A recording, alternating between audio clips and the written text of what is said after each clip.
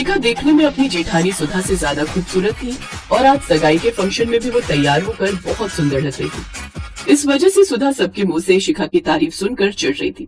तभी शिखा की मम्मी उससे बातें करने लगी। सास का ध्यान किसी और से बात करने में था। सुधा बेटी, तुमसे एक बात कहनी थी। हाँ हाँ बोलिए आंटी, क्या बात है? मैं ना तुम्हें अपनी बेटी की तरह एक बात कह रही हूँ। मेरी शिखा वैसे तो घर का सारा काम कर लेती है, पर इसे ना जो सबसे ज्यादा दिक्कत आती है वो है आटा गूंथने की। शिखा जब भी आटा गूंथती है इसका आटा गीला हो जाता है।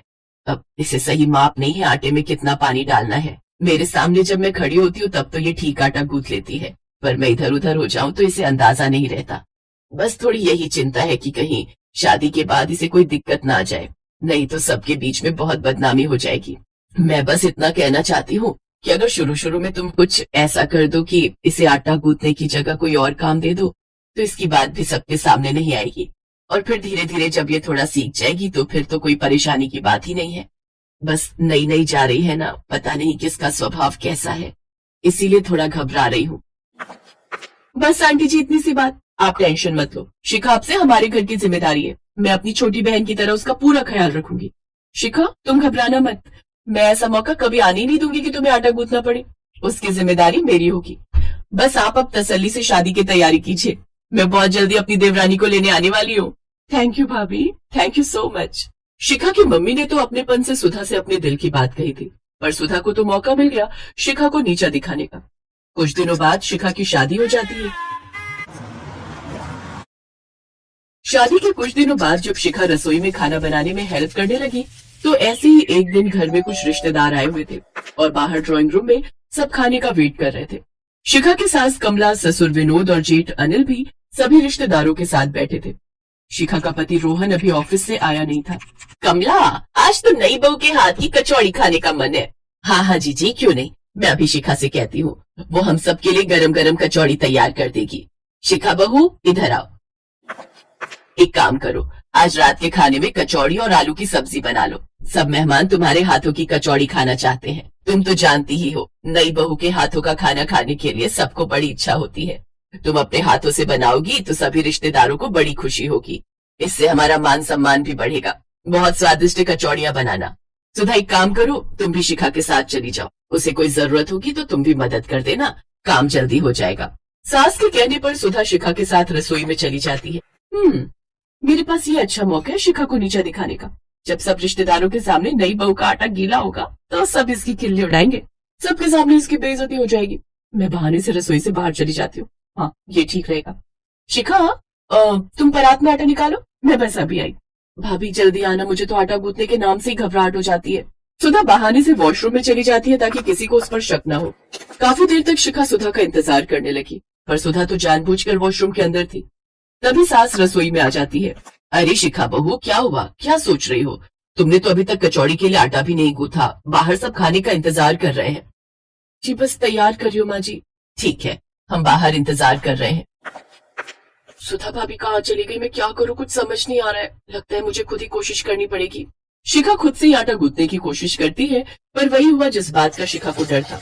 उसका आटा गीला हो गया। उसने आटे में ज्यादा पानी डाल दिया।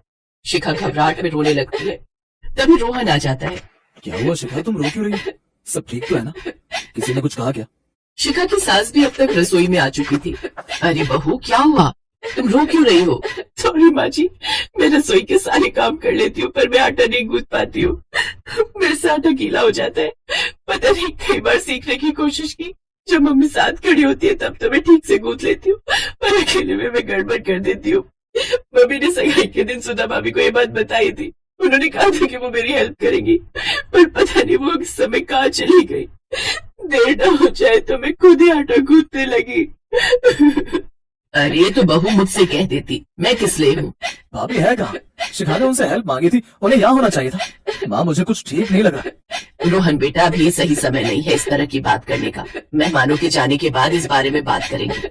देखो शिखा बहू, ध्यान से सुनो। जब आटे में पानी ज्यादा हो जाए, जब लगे कि आटा बहुत गीला हो गया है, तो हमें उसमें थोड़ा और सूखा आटा मिला देना चाहिए और उसे हाथों से अच्छे से गूंथना चाहिए। धीरे धीरे आटा अपने आप पानी सोख लेता है। और यदि तुम्हें लगे कि कभी कभी आटा ज्यादा ढीला है और तुम्हारे हाथों में चिपक रहा है, तो हल्का सा घी हाथों की उंगलियों पर लेकर आटे पर लगा देना चाहिए। इससे आटा हाथ में भी नहीं चिपकता और आटा बहुत अच्छा गूंथ जाता है। देखना, धीरे धीरे मैं तुम्हें बहुत अच्छा आटा गूंथना सिखा दूंगी। चलो अब ये गीला आटा ठीक करो, मैं यहाँ खड़ी हूँ। तुम कोई गलती नहीं करोगी, ये बात मैं अच्छे से जानती हूँ। मेरी बहू बहुत समझदार है। धीरे धीरे शिखा ने आटे को ठीक किया और अपनी सास के कहे निर्देशों को भी सुना और कुछ ही समय में शिखा ने बहुत बढ़िया आटा गूंथ दिया। सुधा तब तक रसोई में आ चुकी थी। उस समय सास ने कुछ नहीं कहा, शिखा भी कुछ नहीं बोली। जब मेहमान चले गए तब सास ने सुधा से ये बात कही, सुधा, आज तुमने जो भी किया बहुत गलत था। तुम्हें जब शिखा की मम्मी ने बोला था कि शिखा को आटा गूंथना नहीं आता, तो तुम जानबूझकर आटा गूंथने की जिम्मेदारी शिखा को देकर घंटों के लिए बाथरूम में चली गई ताकि तुम पर किसी को शक ना हो। ऐसे तो मैंने तुम्हारी कितनी बातों को अनदेखा किया है। याद है शुरू शुरू में जब मैंने तुमसे कढ़ी चावल बनाने को बोला था, तब तुमने लस्सी में कितना पानी डाल दिया था, पूरी बाल्टी भर गई थी। उस समय मैंने तुम्हें कुछ भी नहीं कहा था। माँ ठीक कह रही है सुधा, तुम्हारा शिखा के साथ ऐसा बर्ताव देखकर मुझे भी बहुत बुरा लग रहा है। तुम्हें तो अपनी देवरानी का साथ ऐसे देना चाहिए था जैसे कि छोटी बहन हो। अगर शिखा की जगह तुम्हारी अपनी बहन होती तब तुम क्या करती बहू? और भाभी, आप तो मुझे अपना छोटा भाई मानती हो ना, फिर शिखा आपकी अपनी क्यों नहीं है? इसका तो ये मतलब है कि यहाँ पर आपका कोई भी नहीं है, हम सब पर आए हैं। सबकी बातें सुनकर सुधा की आंखों में आंसू आ जाते हैं। उसे अपनी गलती का एहसास होता है कि नफरत में आकर वो कितनी बुरी बन गई थी। नहीं नहीं, आप सब मेरे अपने हो, शिखा भी मेरी अपनी है। आई एम सॉरी शिखा, मुझे माफ कर दो। अब से मैं तुम्हारे साथ कभी भी ऐसा व्यवहार नहीं करूंगी। मुझसे बहुत बड़ी भूल हो गई। मैं प्रॉमिस करती हूँ, कभी भी तुम्हें मेरी जरूरत होगी तो मैं हमेशा तुम्हारे साथ खड़ी रहूंगी। थैंक यू भाभी, और आपको भी कभी भी किसी भी पल कोई हेल्प चाहिए तो सबसे पहले मुझे कहना, मैं हमेशा आपके साथ रहूंगी। सुधा को समझ आ जाता है और समय रहते दोनों देवरानी जेठानी के बीच आपसी प्यार और रिश्ता ठीक हो जाता है। कहते हैं ईर्ष्या व्यक्ति के चरित्र को तो खराब करती ही है, साथ ही साथ रिश्तों में भी दूरियां पैदा करती है। इसलिए हमें कभी भी किसी से ईर्ष्या की भावना नहीं रखनी चाहिए।